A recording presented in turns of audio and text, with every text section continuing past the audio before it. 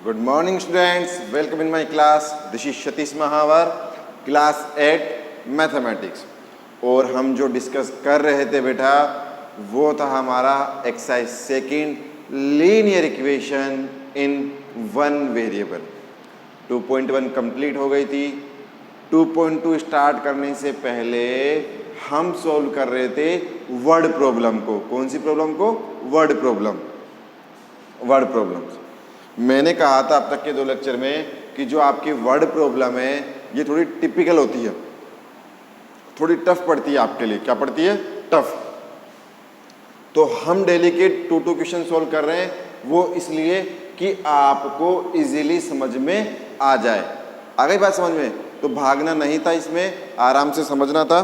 तो देखिए आज जो क्वेश्चन मैं आपके लिए लेके आया हूँ उसको पहले ध्यान से पढ़ेंगे, उसको समझेंगे, उसकी फीलिंग्स को आप एक्सेप्ट करोगे कि क्या कहना चाह रहा है वो आपसे।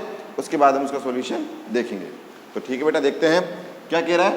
2 equal side of N isosceles triangle. सबसे पहले बात चली आइसोसेलेस की, तो आप यहां पर एक ट्राइंगल बना दीजिए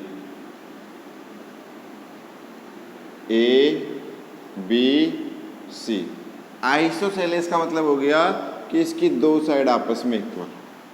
सबको पता है आइसोसेलेस का मतलब क्या हुआ? ऐसा ट्राइंगल जिसकी 2 साइड आपस में क्या हो? इक्वल हो। अब आ गया आर। अच्छा, दोनों साइड कौन कौन सी है? 3x - 1, 2x + 2। तो आप लिखेंगे एक तो हो गई सर 3x - 2 और एक हो गई 2x + 2 विदाउट एनी डाउट। दोनों साइड लिख ली। दोनों के दोनों क्या है? इक्वल है। कहाँ लिखा हुआ है? ये लिखा हुआ कि 2 साइड्स आर इक्वल। तो आप लिख लेंगे सॉल्यूशन में कि दोनों साइड इक्वल हैं। कहाँ गिवन है? क्वेश्चन में गिवन है। तो 3x - 2 = 2x + 2। आप ऊपर भी लिख सकते हैं AB = AC। ऐसा होता है आइसोसेलेस ट्राइंगल में, दोनों साइड आपस में इक्वल होती हैं। इक्विलेटरल में तीनों इक्वल होती हैं। और यहाँ गिवन भी है कि 2 साइड इक्वल है और दोनों साइड आपकी 3x - 1, 2x + 2। अब जब इक्वल है तो आप क्या देखेंगे? x वाला x के पास आ जाएगा, जो एक जैसे हैं वो एक साइड आ जाएंगे। तो 3x x को तक लेके आओ 2x, यहाँ 2 और इसको शिफ्ट करो प्लस का 2। तो आपका आ गया 3x में से 2x गया तो x = 4। तो आपका x आ गया बेटा 4। कितना आ गया? 4 आ गया। आगे यहाँ तक बात समझ में? अब आगे पढ़ते हैं। Third side is 2x। चलिए थर्ड साइड भी गिवन है 2x, कोई दिक्कत नहीं है। Find the value of x। x की वैल्यू फाइंड करनी है एंड पेरीमीटर ऑफ ट्राइंगल। तो भैया पहले किसकी वैल्यू फाइंड करनी है डियर स्टूडेंट्स? x की। और वो तो हम फाइंड कर चुके सर। कितनी आ गई? 4 आ गई।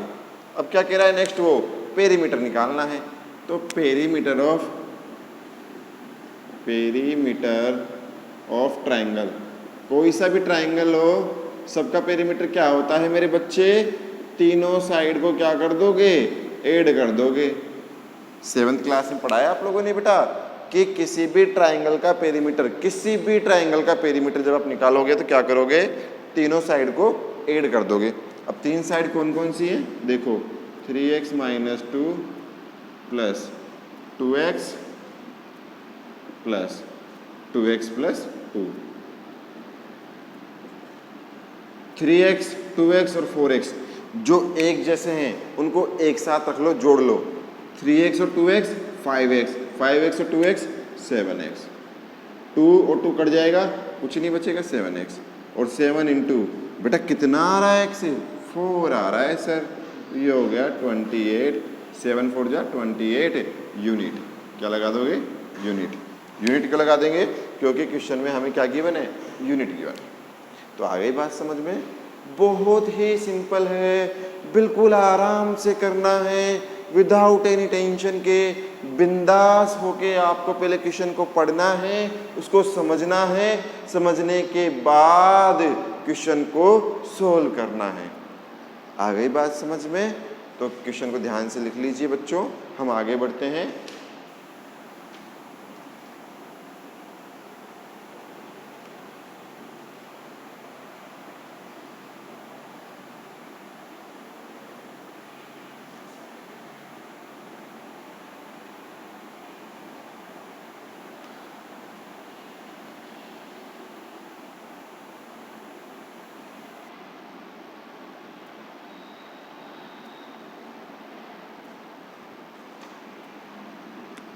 यहाँ 2 कर लेना बेटा, है ना, सभी 2 कर लेना, वहाँ पर क्वेश्चन में चेंजेस है थोड़ा सा। लिख लिया सबने? आगे बढ़ूँ? श्योर? ओके बेटा।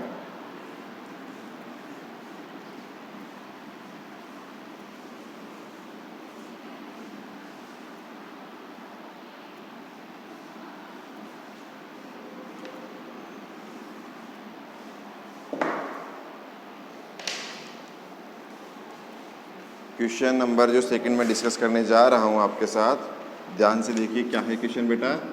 क्वेश्चन है आपका the length of a rectangular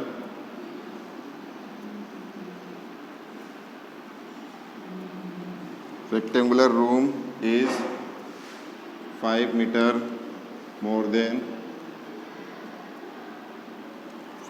more than its breadth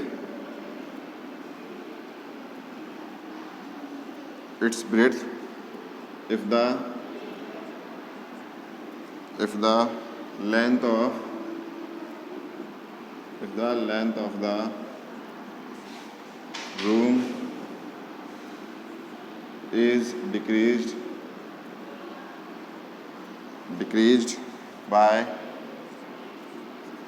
3 meter and breadth is increased by 2 meter. The area of the room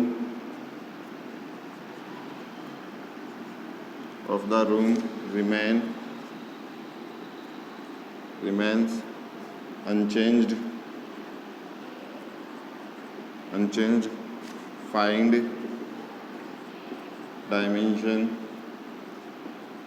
Find dimension of the room. ठीक है बच्चों, क्वेश्चन आपके सामने है। सबसे पहले काम क्या करोगे? आराम से क्वेश्चन को पढ़ना है, ऐसे पढ़ना है, ऐसे समझना है कि वो आपका फ्रेंड है। ठीक है, तो चलो पढ़ना स्टार्ट करते हैं। The length of a rectangular room, मतलब rectangle, is 5 metre more than, 5 metre ज्यादा है। किससे? ब्रेड्थ से। तो मतलब ब्रेड्थ की अपने को माननी पड़ेगी। लेट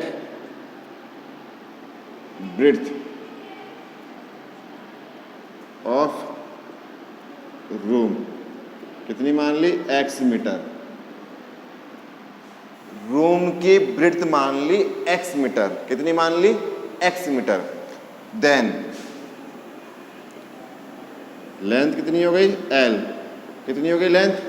5 मोर देन है, 5 ज्यादा है। मोर देन ज्यादा, अधिक, कितने में? x में, x प्लस 5 मीटर। आगे बात समझ में? मोर देन आता है तब प्लस करते हैं, लेस देन आता है तो माइनस करते हैं। Done what I am saying? Okay बेटा, अब एरिया निकालो। एरिया क्या होता है? Length into breadth. लेंथ कितनी आ रही है? x प्लस 5 और ब्रेड्थ कितनी आ रही है? x आ रही है। आगे यहाँ तक बात समझ में? अब जरा आगे पढ़ते हैं, आगे उसकी फीलिंग को समझो। यहाँ तक की फीलिंग समझा दी उसने आपको।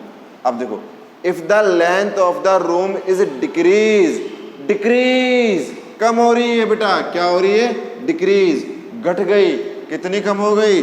Bye 3 metre. तो आप लिखेंगे अकॉर्डिंग टू क्वेश्चन, डिक्रीज हो रही है लेंथ। क्या हो रही है? लेंथ डिक्रीज हो रही है। आप लिखेंगे according to question new length.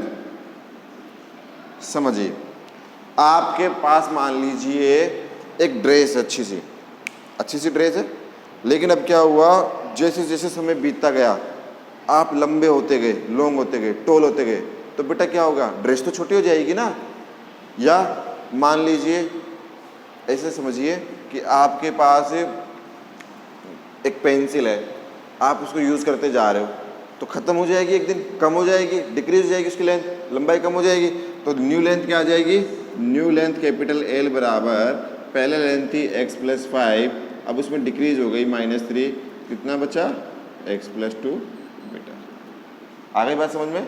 ठीक है, अब आगे पढ़ते हैं। यहाँ तक तो हमें समझ में आ गया। इसने क्या कहा, अब है breadth is increase by 2 metre. Breadth आपकी बढ़ गई कितने मीटर? 2 मीटर। ब्रेड्थ कितनी इंक्रीज हो गई? 2 मीटर इंक्रीज हो गई। तो आप लिखेंगे न्यू ब्रेड्थ। पहले ब्रेड्थ कितनी थी? x, अब बढ़ गई कितनी हो गई? x plus 2 metre. कितना बढ़ रही थी? 2 मीटर बढ़ रही थी ना। Then area of the room remain unchange. जो एरिया है वो अनचेंज्ड रहता है। ठीक है, देख लेते हैं कैसे करना है। Now area A, new length capital L, new length capital B, कितनी आ रही है यहाँ पर? x प्लस 2, और यहाँ कितनी आ रही है ब्रेड्थ? x plus 2। ये रहेगा। यहाँ इक्वेशन नंबर 1 नाम दे दीजिए और यहाँ इक्वेशन नंबर 2। समझो, वापस समझो। मुझे पता है कन्फ्यूजन हो गया आप लोगों को, हो गया ना? दोबारा जाओ। हमारे पास एक रूम है रूम। उस रूम की ब्रेड्थ कितनी है? x मीटर है। लेंथ कितनी है? 5 मोर देन, 5 ज़्यादा, x प्लस 5। आ गई बात समझ में? ठीक है। एरिया निकाल लिया L into B, X plus 5 into X. ठीक है, अब क्या हो रहा है?